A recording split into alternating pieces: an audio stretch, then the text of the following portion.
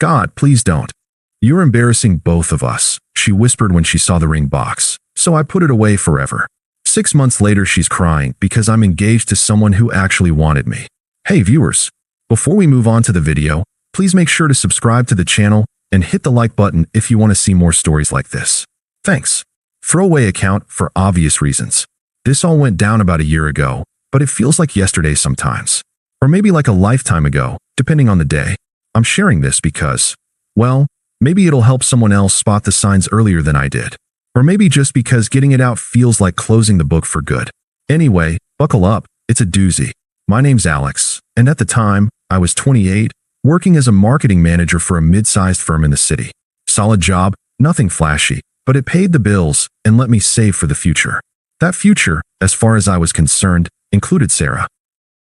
We'd been together for 4 years, met through mutual friends at a backyard barbecue. She was this vibrant, free-spirited yoga instructor, always talking about aligning energies and living in the moment. I loved that about her. It balanced out my more structured side. I wasn't the type to chase thrills, but I was loyal to a fault. I'd supported her through everything, helping her get certified as an instructor, covering rent when her classes were slow, even skipping a couple of work trips so I could be there for her self-discovery retreats. Flashback to one of those. I remember sitting in our cramped apartment, poring over budgets while she packed for a week-long yoga immersion in the mountains. "Babe, this is going to change everything for me," she'd said, eyes sparkling. I smiled, handed her my credit card for gas, and waved her off. That's who I was. The guy who made sure the foundation was solid so she could build her dreams. By year 4, things felt rock steady. We'd talked marriage, kids, the whole package. Not in some rushed way, but organically. "I can't wait to grow old with you," she'd whispered during late-night talks. So, I started planning the proposal. I wanted it perfect, something that captured us. Our favorite Italian spot downtown, the one with the dim lights, live jazz in the corner, and that tiramisu she raved about. I'd booked a corner table, coordinated with the staff to play her favorite songs softly in the background. The ring? Simple but elegant, a solitaire diamond on a white gold band. I'd saved for months, even took on freelance gigs to afford it without dipping into our joint savings. I pictured her face lighting up, tears in her eyes, the yes that would seal it all. The night arrived. I was nervous, sure, but the good kind, the kind that buzzes with anticipation. Sarah looked stunning in a flowy sundress, her hair down like I loved. We ordered appetizers, chatted about her latest class. "This new guy Jake joined the advanced session," she mentioned casually. "He's got this incredible flow, total natural." I nodded, not thinking much of it. Yoga folks were always coming and going in her stories. Dinner progressed, wine flowed. As dessert came, I felt the moment build. Heart pounding, I reached into my pocket for the box. That's when it happened. Her eyes flicked down, caught the outline of the box under the tablecloth. And her face. God, her face. It wasn't joy or surprise. It was panic. Pure, unfiltered dread, like I'd pulled out a grenade instead of a ring. She grabbed my hand under the table, nails digging in a bit too hard, and leaned in close. Her whisper was sharp, laced with something like disgust. "God, please don't. You're embarrassing both of us. Everyone here can see this isn't. We're not that." I froze. The jazz notes blurred into noise. The box felt like lead in my palm. "What?" I managed, keeping my voice low, though my mind was reeling. She glanced around, like we were in a spotlight, then hissed under her breath. "Alex, just put it away. This isn't the time. Or maybe ever. I thought you knew things were off." Off. My brain scrambled to catch up. We'd had a minor argument a week back about schedules, her staying late at the studio more often, but nothing that screamed off. I slid the box back into my pocket, the velvet burning against my thigh. The waiter brought the tiramisu. We ate in silence, her forcing smiles at passers-by. I paid the bill, we left. The drive home was tense, radio filling the void. Back at the apartment, I couldn't hold it in. I set the keys down, turned to her. "Sarah, what the hell was that? We've talked about this. About us." She sighed, dropping her purse on the couch, avoiding my eyes. "I know, but things change, Alex. I've been feeling trapped lately. Like, you're great, but you're so predictable. Safe. I need more flow in my life, you know." "Flow," I echoed, confusion mixing with a sinking gut. "Yeah," she said, finally meeting my gaze, but it was detached, almost pitying. "Jake, From yoga? We've been exploring things. Nothing physical yet, but emotionally? He's on my wavelength. He gets the spiritual side, the adventure. You're more about plans and stability. It's sweet, but it's not exciting me anymore. Exploring things. The words hit like a slap, but I didn't flinch. Not outwardly. Inside, flashbacks raced. Me picking her up from late classes, cooking dinner so she could unwind, listening to her vent about difficult students. All while she was exploring with Jake. How long? I asked, voice steady. A couple months, she admitted, shrugging like it was casual. I didn't plan it. It just happened during sessions. We talk after, grab coffee. He's divorced, free-spirited. Makes me feel alive. And me? What about us? I pressed, but calmly. No yelling, no pleading. She crossed her arms, a smug edge creeping in. Us was good for a while. But honestly, proposing? That would have locked me in. I'm not ready for that. You're embarrassing yourself thinking I was. There it was again, embarrassing. Like my love was some joke. I nodded once, processing. No tears from me, no outburst. Just a quiet acceptance settling in. Okay, we're done then. She blinked, surprised maybe that I didn't fight. Just like that. Yeah, I said. Just like that. That night, I didn't sleep much. Sarah crashed on the couch, saying she'd figure out her stuff in the morning. Me? I stared at the ceiling, the ring box on the nightstand mocking me. Confusion swirled. How had I missed this? But I didn't beg her to explain more, didn't text friends for advice. I just lay there, letting the unfairness sink in. It felt like I'd built a house on sand, and now it was crumbling. But begging? No. That wasn't me. Morning came. She was up early, packing a bag. I made coffee, handed her a mug without a word. She took it, hesitated. Alex, we should talk more. This doesn't have to be messy. I leaned against the counter, sipping mine. What's there to say? You made it clear last night. She set the mug down, frustration flickering. Come on, don't be like this. I'm not the villain here. People grow apart. Jake, he challenges me. You were always so content with routine, work, home, repeat. I need passion, spontaneity. Passion, I repeated flatly, like sneaking around behind my back. It wasn't sneaking, she snapped, defensive now. We were just talking at first. Flirting maybe, but you never noticed because you're always buried in spreadsheets. I tried hinting. Remember when I said I felt stagnant? You just suggested a vacation. I remembered. I'd booked tickets for a weekend getaway, thinking it would recharge us. She'd canceled last minute for a yoga workshop. Hindsight stung. So this is my fault? For being reliable? She rolled her eyes, that smug dismissiveness back. See? That's your twisted logic. It's not about fault, it's about compatibility. Jake gets my energy. He's not afraid to live without a safety net. You proposing was like forcing a square peg into a round hole. Embarrassing for both of us, really. Echoing her restaurant line. It cut, but I stayed composed. If that's how you see it, fine. Take what you need. I'll handle the lease. You're seriously not going to fight for this? She asked, almost incredulous, like she expected drama. Why would I? I replied evenly. You chose. I'm respecting that. She huffed, grabbing more clothes. Whatever. You'll regret letting me go so easily. Guys like Jake don't come around often. I didn't respond. Just watched her stuff the bag, call an Uber. As she left, she paused at the door. We can still be friends, right? Once things settle. I shook my head. No. Clean break. Her face twisted. Maybe surprise, maybe annoyance. Fine. Your loss. Door slammed. The apartment echoed empty. I sat on the couch, the silence heavy. No immediate rebound plans. No vengeful posts online. Just me, processing. I called work, took a personal day. Walked to the park, sat on a bench, replayed it all. The confusion hit hardest. How could 4 years end over some yoga flirt? It felt undeserved, like I'd been a placeholder. But I didn't rage. Instead, I returned the ring that afternoon. Got most of the money back, deposited it into savings. Changed the locks that evening. Practical, not petty.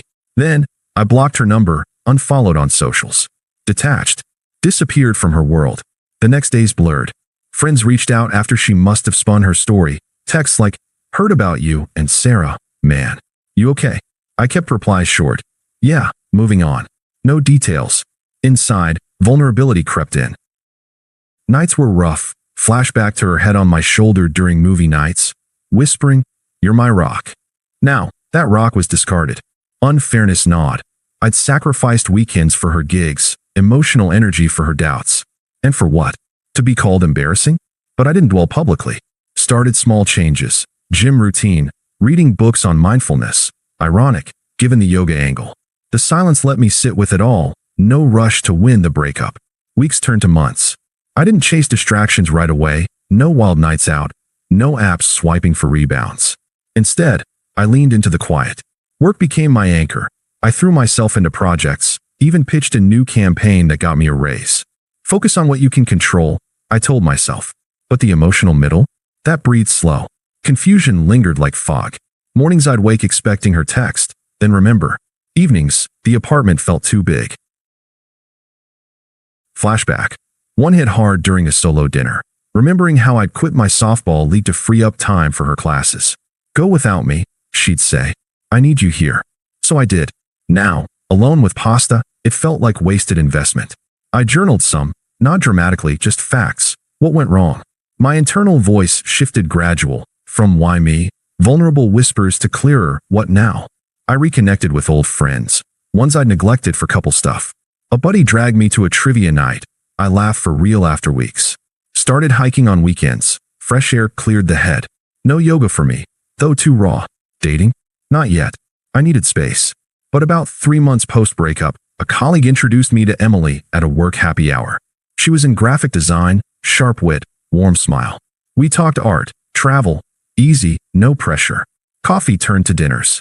She excited me without the chaos, appreciated my stability, called it grounding. You're thoughtful, she'd say. Not everyone is. It felt genuine, not like I was filling a void. Meanwhile, I kept tabs minimal, but mutuals mentioned Sarah vaguely. She's with that Jake guy now. Fine by me. I focused inward. Therapy sessions helped unpack the betrayal. You gave a lot, the counselor said. Time to give to yourself. I did. Enrolled in a photography class, something I'd always wanted. Snapped cityscapes at dawn, found peace in the lens. The unfairness faded, clarity grew. I wasn't broken. I'd been mistreated, but that didn't define me. By month 5, Emily and I were solid. She met my family. They loved her. She's good for you, Mom said. We traveled. A short road trip, nothing extravagant. Her enthusiasm? Infectious. This is amazing, she'd exclaim at overlooks. Contrast to Sarah's constant more. My internal voice. Calm now, free. This is what mutual feels like. Then, the proposal idea sparked. Not rushed, organic like us. I planned simple. A picnic at the park where we first kissed. Ring? Thoughtful, emerald cut, her style. No panic this time, just certainty. That's when karma started creeping in, at least, from what filtered through mutual channels. I wasn't stalking her. I'd made a point to stay off social media for my own sanity. But the city isn't that big, and word travels. About 4 months after the split, a friend from our old circle texted, "Dude, Sarah's thing with Jake imploded. Thought you should know." I didn't pry, but bits came unsolicited. Turns out, Jake was a classic serial dater. Charming on the surface, but zero commitment. He'd swept Sarah off her feet with talk of twin flames and spontaneous road trips, but it was all smoke. After a couple months of playing house, he ghosted her for a new student in his class. Left her high and dry, no explanation, just a vague text about needing space for his journey. She tried confronting him at the studio, but he played it cool, saying it was never serious. We were just flowing, he apparently told her, echoing her own excuses to me. The unraveling hit her hard. She posted a cryptic story online, something about lessons in impermanence, but it backfired when mutuals connected the dots. Friends who'd cheered her glow up started distancing. One even messaged me privately. She's not handling it well. Keeps calling it a growth experience, but she's spiraling. Her yoga classes thinned out. Rumors of her showing up distracted, canceling sessions. Financially, she'd quit her side gig to focus on us with Jake, so now she was scrambling, crashing with a friend. The public breakdown came at a local wellness fair she'd always attended. Witnesses said she cornered Jake in front of booths, voice rising. "You used me." He shrugged it off, walked away. She broke down crying right there, mascara running, while vendors stared. Photos circulated in group chats, not malicious, but the kind that expose raw messiness. I heard all this secondhand, over coffee with that same buddy. She's a wreck, man, posting sad quotes daily. I nodded, but felt nothing, not schadenfreude, not pity, just detachment. It was ironic, sure. Her chasing excitement led straight to instability. But I didn't gloat. My life was building momentum. Hers was stalling. By then, Emily and I were talking future, subtly, but real. Seeing Sarah's downfall, it confirmed I'd dodged a bullet. No more confusion. The unfairness felt balanced in a cosmic way. The attempt started subtle around month 5. First, a text from an unknown number. Hers, probably a burner or borrowed. Hey, it's Sarah. Can we talk? Miss our chats. I stared at it, thumb hovering. Deleted without reply. A week later, another. Alex, please. I messed up. Jake was a mistake. Let's meet for coffee. Ignored. Calls followed. Voicemail. I know you're hurt, but hear me out. I was confused, searching for something. You were always so steady. I see that now. Her voice cracked a bit, apologetic tone. Still, no response from me. Escalation came quick. She showed up at my office building one afternoon, waiting in the lobby. Reception buzzed me. I said send her away. But she texted right after. Why are you being so cold? We had 4 years. At least give me closure. I blocked the number. Then, the proxies, her friends and family, toxic as ever. First, her bestie Mia called. Alex, you're acting childish. Sarah's going through hell. Jake screwed her over. Be the bigger person and talk. I kept it short. Not interested. Goodbye. Click. Her sister was worse. Unpleasant, accusatory voicemail. You think you're better now? Sarah told me everything. You drove her away with your boring routine. Now she's suffering, and you won't even pick up? Pathetic. Deleted. Even her mom emailed, guilting. Family sticks together, Alex. She regrets it. Come to dinner, hash it out. I replied once, polite but firm. Respectfully, no? Please stop contacting me. The desperation peaked. Late-night texts from yet another number. I see your post with that girl. Emily? Already? How could you move on so fast? I thought we meant more. Jealousy seeped in. Then anger. Fine, ignore me. You're just proving I was right. You're heartless under that nice guy act. Voicemails turned ranting. You embarrassed me by proposing, but now you're the one flaunting a new life? Hypocrite. It revealed her true colors, smug dismissal flipping to bitter entitlement. Her family piled on. Dad called, gruff, man up and forgive her. She's family. I hung up mid-sentence. Through it all, I stayed detached. No sympathy, no engagement. Their toxicity just reinforced my peace. Emily knew the basics. We laughed it off over wine. Block and delete, she advised. I did. The attempts highlighted the power shift. She discarded me, now clawing back. But I was done. The finale unfolded at our engagement party. Emily's idea, a casual backyard bash at a mutual friend's place. We'd kept it low-key, string lights, barbecue, close circle. I proposed 2 weeks prior at that park picnic.